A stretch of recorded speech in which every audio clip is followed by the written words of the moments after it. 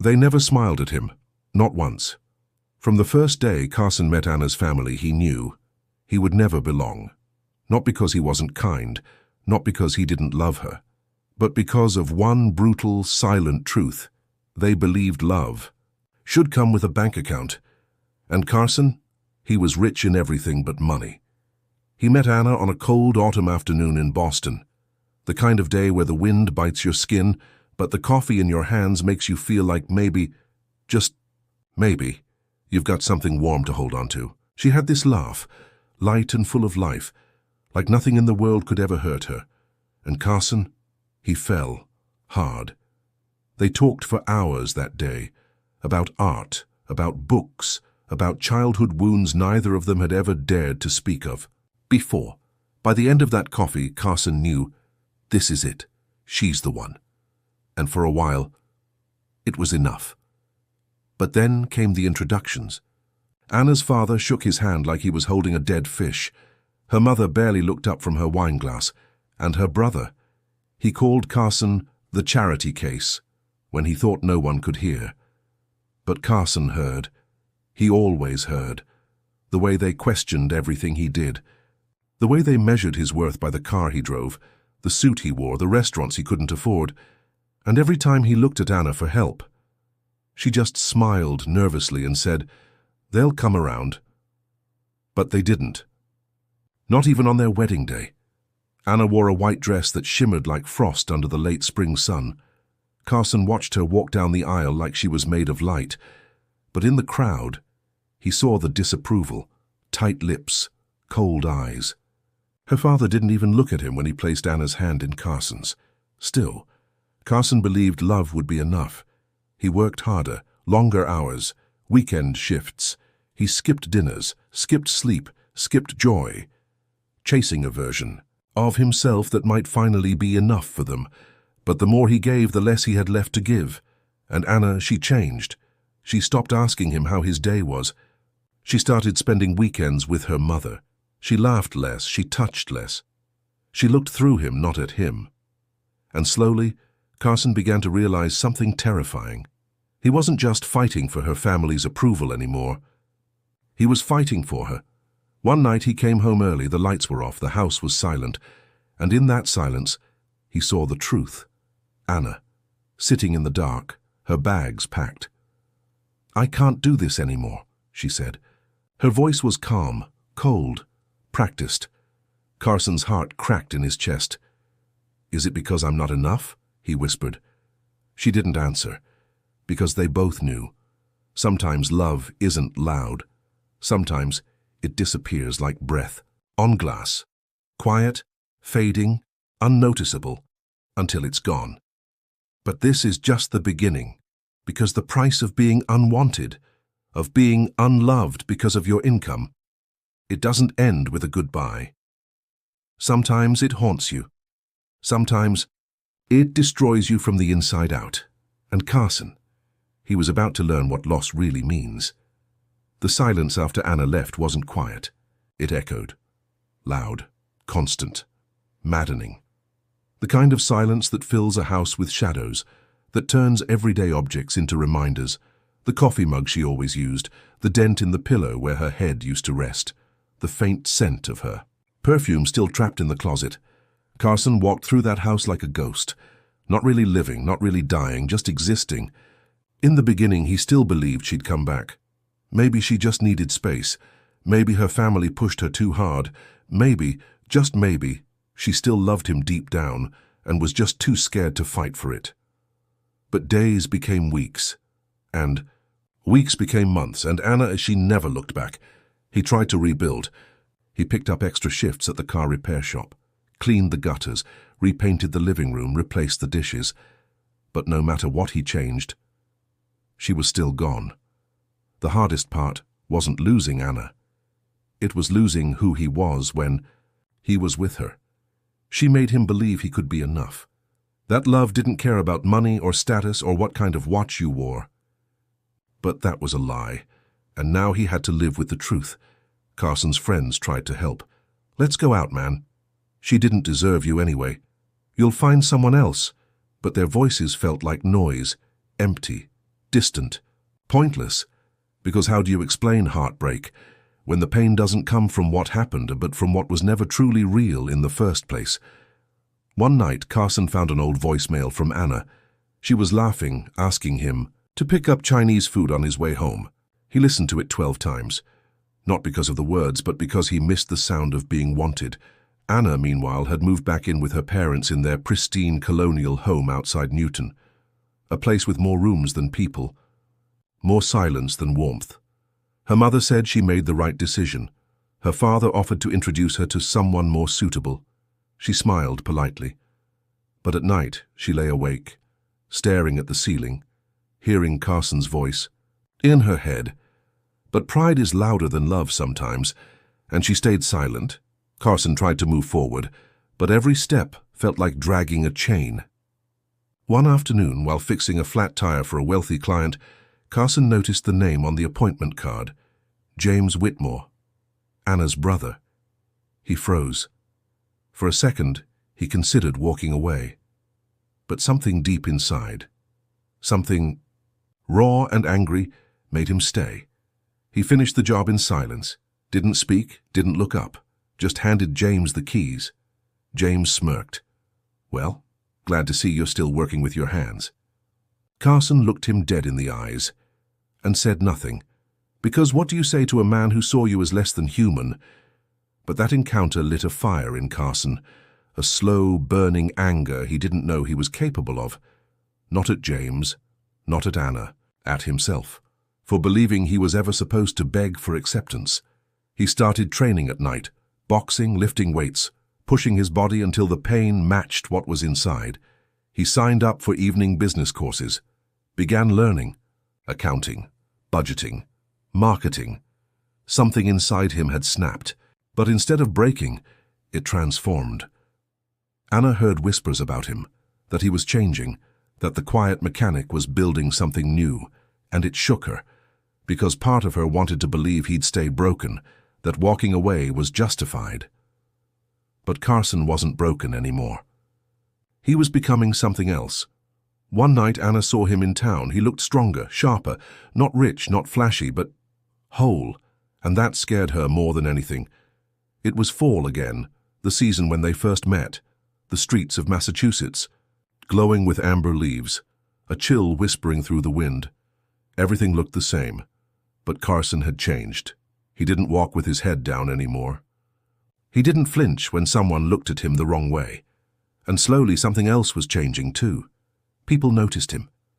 A woman named Elise started working at the auto shop part-time. Smart, funny, sharp eyes like she saw through the walls people built around themselves. She didn't flirt. She just noticed him. Noticed the way he double-checked every bolt, the way he rubbed the scar on his wrist when he was deep in thought, the way he went silent when someone mentioned love. One day she said, "You ever miss someone who never really saw you?" Carson didn't respond. He didn't have to. They began talking more, not about love, not about the past. Just life, music, small things. And for the first time in months, Carson laughed again. But laughter is fragile, and the past doesn't knock before it barges in. One evening, Carson received an invitation, a formal wedding invite, embossed, elegant, hand-delivered. Anna's brother was getting married, and Anna, she was the maid of honor. Carson stared at it for hours. Why would they invite him? Was it pity, a cruel joke, or something worse? Against all logic, he went. He didn't go to be seen.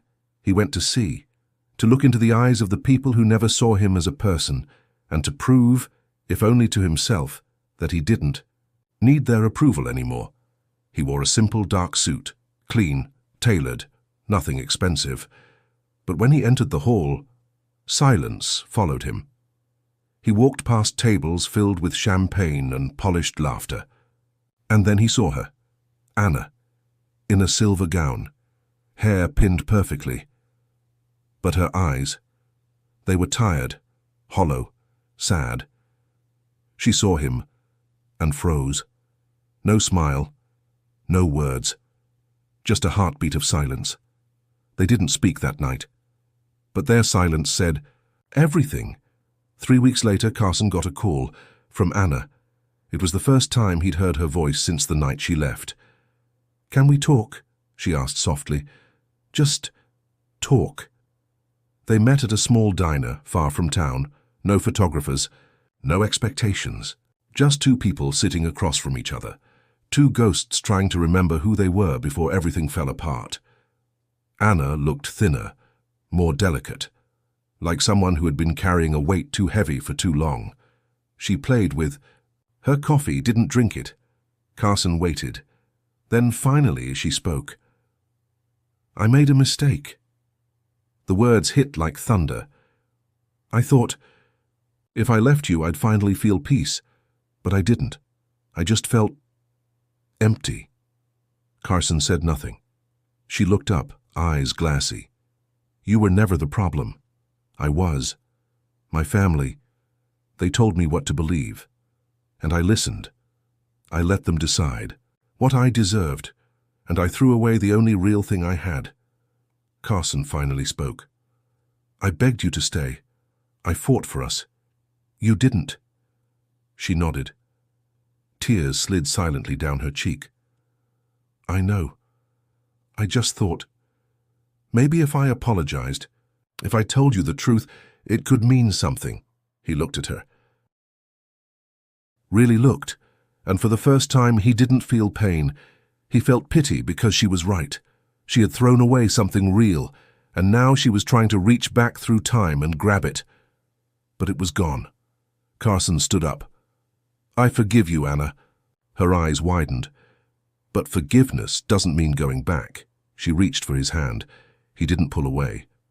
But he didn't hold on either. As he walked out of that diner, something lifted inside him. Not joy, not triumph, but clarity. That was the last time he saw her. And what came next, he never saw coming, because sometimes the past doesn't just want forgiveness. It wants revenge, and sometimes it comes wearing a smile. That diner conversation echoed in Carson's mind for days, not because he wanted her back, but because it was the final unraveling of a dream he once believed in. He walked home under grey skies, drizzle touching his face like fingers from the past, and all he could think was, "I don't love her anymore." Not really. He had loved her memory, her ghost, the version of Anna that smiled without conditions, that danced in their kitchen barefoot, that cried in his arms the night her dog died.